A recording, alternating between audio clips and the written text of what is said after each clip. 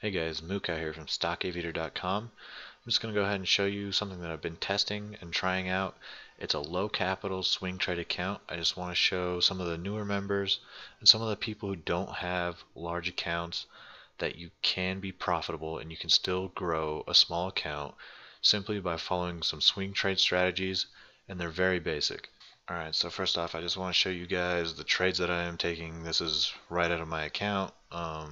No editing, no spreadsheets. This is live feed from my account. I'm not changing the numbers, I'm not changing the dates.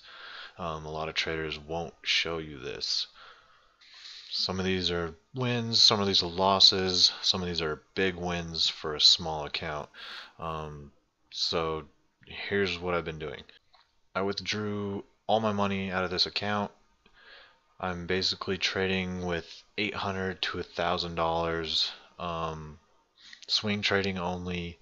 There's a couple day trades in there that you'll see, but the day trades that I'm taking are 20 and 30-cent moves. So just looking for the promising bigger moves.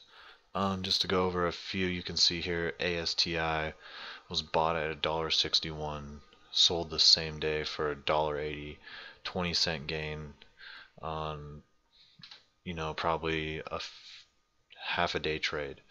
MTL here bought at $1.38, sold at $1.53 and $1.57. Once again, another really solid trade. GDP bought at $2.95, sold at $3.11. VTCQ was a free stock that we got from some MSIG shares last year. Sold those at 0.06. That was a free couple $100. VIP, one of my more recent trades, bought it at 548, sold it at 563, and my target was 6. I sold it early. It reached 590. Could have squeezed out some more profit on that one easily. BLRX, bought it at $1.96, sold it at 206 and 210 and 215. ZGNX was a trouble stock for me. Bought it on a breakout level and then it had collapsed the next day. So I bought it again. I knew there was support nearby. It broke the support, so I ended up selling. If I was a little more patient and a little more lenient with my stop, I stopped at $1.28 here, you'll see. If I used the $1.25 support level and I would have held on, now the stock's nearing almost $2. Could have made a nice chunk of profit on that one. Just wasn't patient enough. But anyways, I want to move on to some of the charts and show you the charts themselves. The numbers, only do so much, so let's get into it. Alright, so the first chart I have up here is GDP. We bought this one off of the 295 support. Well, it was support, turned into resistance as it broke out. It was a slow grinder. People were getting impatient, including me. I got out around 310, bought it at 295. It took 3 days to get to 310. But nice slow gain. You can see if we were a little more patient, if we held my strategy, could have took it all the way up to $5, even $4, and stopped out up here. Regardless, good trade. Small gains. You don't need to focus on capturing huge amount of gains. When you have a small account, it's more about money management, preserving it, managing the losses, and just taking the gains when you can. Even if it's $20, $30 of gains, it all adds up. Over 2 months, I've increased my overall account size from just a little below $800 is where I started, I believe, and now we're right at $1,000. So a little over $200 in profit in 2 months on an $800 account. Next chart here is VIP. This is a pretty simple one. We could have took this one even sooner if we would have saw it, but I didn't see it until here about 546. Was debating whether to wait for the 550. Decided to just get in. Rode the roller coaster. Decided to get out. And of course, as usual, I get out a little too early, just capturing profits. I told everybody my initial target price was around $6. Today we reached $5.90 before falling back down to the support levels. This still has a chance to reach $6, so we'll keep watching this one. Alright, this stock was crazy. I just couldn't bear sitting in it any longer. This is RGDO. I bought it, held it for an overnight trade. It gapped up, and I decided to get out then and there. That day it had fallen back, pulled back down 10-15 cents or so, and now today it's rocketing back up. So this one really hard to trade. We took profits on it, so not mad about it, but we could have definitely took it for more. MTL, this is a good trade. This was a little bit of a roller coaster. We bought it here on this day, 212. By seeing the candle, you can see that this candle opened up, right on the support level, resistance level, shot up past my buy trigger. I bought it, chasing it a little bit at $1.38, and then it kept running all the way up to $1.48 that day, pulled all the way back down. I had my stop set at these candles here, $1.28. Everybody kept asking me, are you in still? Are you in still? Yes, we were still in. We never got stopped out. Stick to the strategy. And as you can see, man, this thing went up to $1.90, almost $2. I sold about $1.58 was my last sell price. So not terrible. Once again, we could have, easily rode this up higher, but anybody who trades with me knows that I'm always going to tell you, take your gains when you can, take your gains when you can. Nobody ever went broke by capturing profits. Salt, another good chart. In this specific account, I took it for a small loss. I just couldn't risk the pullback. It did a little fake breakout around here and pulled back down, and I stopped out using these candle tops as my stopping point. And it pulled back one day further and then just took off. My other account, I did pretty well with it. I had some lotto shares and I sold them around 250 from the 227 buy-in.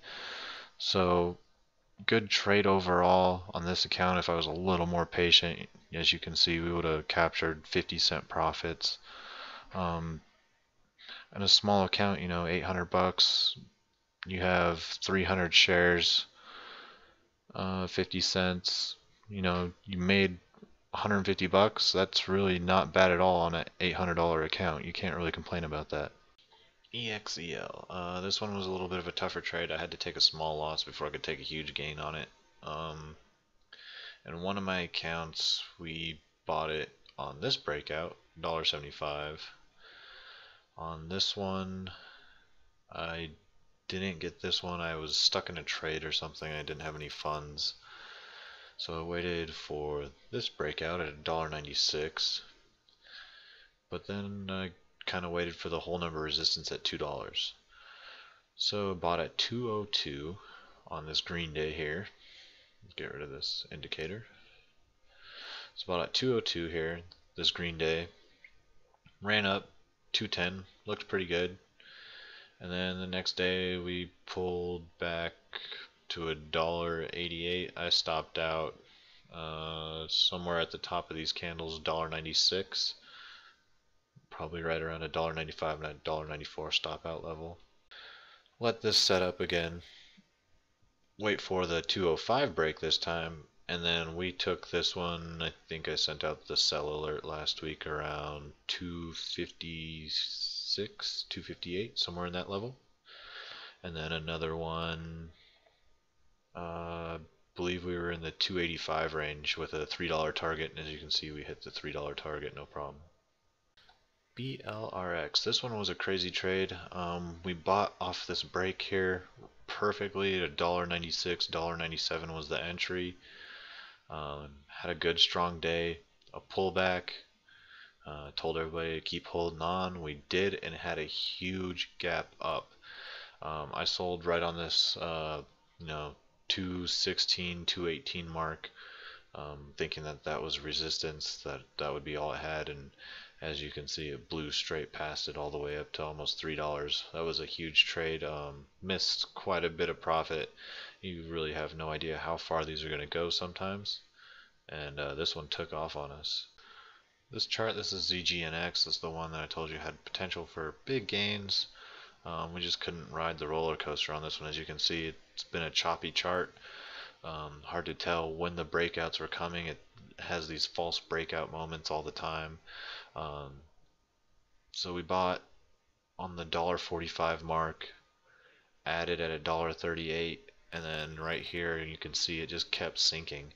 Um, I stopped out at $1.28, and like I said, if I would have been a little more lenient and used a $1.20 stop or something, we could have easily captured some gains or at least broke even. But we took the loss anyways, just to get out and save the money and trade out another winning stock. Sometimes, like, you never know if these are going to continue to fall apart or if they're going to bounce and continue up. So my strategy is just take the loss, take your money, put it in another stock. So that's what we did. As you can see, it was still a promising breakout chart. If the funds were available, probably would have bought it again at $1.50. But I'm sure I was locked in another trade at that point. So that's basically all the charts that I had lined out to show you guys. Just wanted to show you guys that you can make money on a small account following the pattern day trader rules.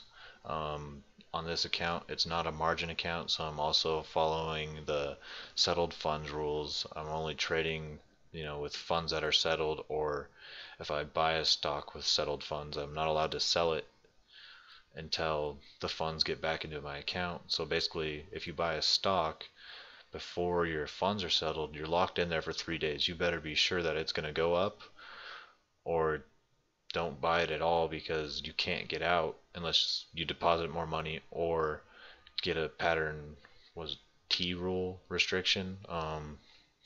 So at that point, it's really better just to not trade until the funds are settled in your account. So this is my little test account. I'm going to see if I can't keep getting it to grow. We're up 20 or 30% in 2 months and 6 days. So keep an eye out for my updates. I'll keep letting you guys know what's going on with this account. Follow me in the room for the swing trades, and we'll see if we can't make money together.